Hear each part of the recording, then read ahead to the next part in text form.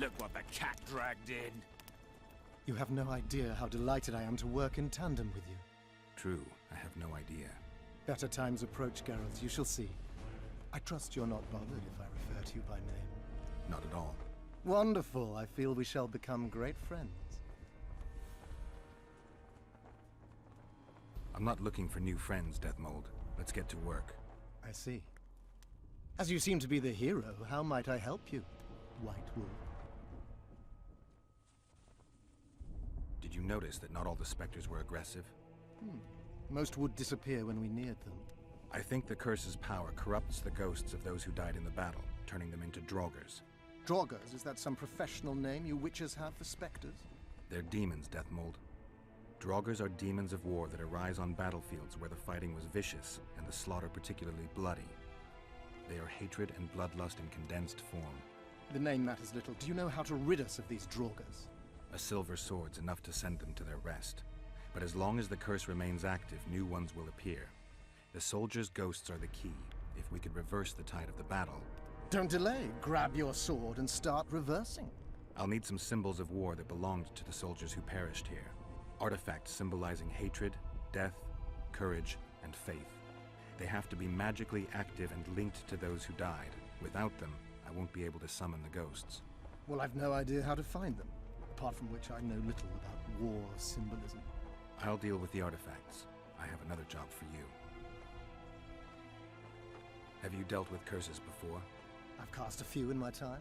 One victim sprouted donkey's ears and a tail, another's house burned down. Nothing too serious. Shame. Have you removed curses, lifted spells? Never had the chance. But I mastered the theory involved. Best in my class at the Magic Academy. They don't teach you about curses like this one at Banord. Glevis's curse is a 4th level blood spell. It's also known as the Archmistress's curse. A misnomer, for they've been cast by generally crazed mages or priests, not necessarily women. You've done your homework. Explain this blood curse to me. An ordinary blood curse is a trivial thing. You let a little of your own blood, best done at midnight surrounded by lit candles. Sabrina had a whole pyre around her. Tell me about Glevis's curse. Read about it for yourself. I have all the necessary literature. In fact, you only need the Great Encyclopedia of Curses, Spells and Prophecies, and a volume compiled by Tessard de Vries and Margarita Loantil, Masters of Magic on Curses Selected Writings. I'm not going to waste my time reading. Tell me the important bits. Oh, no need to be ashamed, Geralt. In these times, few get the opportunity to learn the arts of reading and writing. Illiteracies. I can read, Mage. Time's a-wasting. Are you gonna start helping me? The effects and phenomena generated by a 4th level blood curse require an immense amount of the power. The eclipse, the death of a dynasty, the battle of specters. No sorcerer, no living being can summon such levels of energy. It's quite simply impossible. But some clever mages discovered how to make possible the impossible.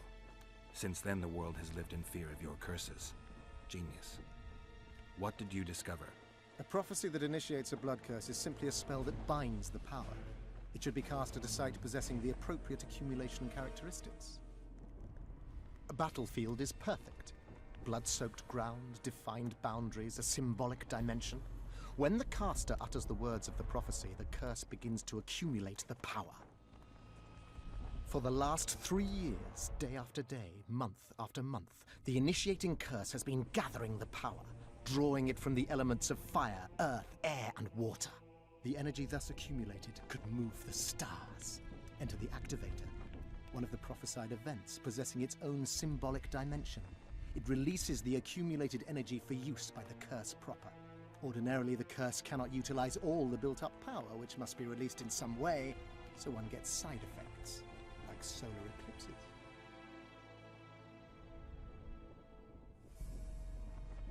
Are you sure Sabrina cast the curse? Positively. Curses of this kind are cast rarely. There have only been 6 confirmed cases. How many confirmed cases of their being lifted? 1. By a team of mages led by Archmistress Francesca Findebert, whence came the curse's other appellation. In any case, Sabrina Glevisig was part of that team. Small world, and one that just got a little uglier. That's not all. The curse that Francesca and Sabrina dealt with was meant to end the lives of the last of the Tyson dynasty, the rulers of Kovir. It was cast by Scarlet Rodalega. A very talented but completely mad man. A prophecy and an activator were also involved. I see. Sabrina just stole her curse from this Rodolega. Precisely. Beside which the king himself and a company of armed men witnessed her casting it. Why is Henselt still breathing? He killed the priest. Why didn't he burst like a ripe tomato under a dwarf's heel? Perhaps Glevissig wishes Henselt to wait for imminent death. I don't think so. I know a few sorceresses. They're mean, true, but they also want results. Sabrina cast the curse while roasting at the stake. Not the most comfortable circumstances. I suspect she botched something. Are you suggesting Henselt may be safe? I'm suggesting he could be saved, provided we cut him off from the heart of the curse, the Battle of Spectres. It's the weakest link. How could we do that? I don't know yet, but I suspect I could summon Sabrina's ghost and force her to free Henselt. First, I need to learn the circumstances of her death.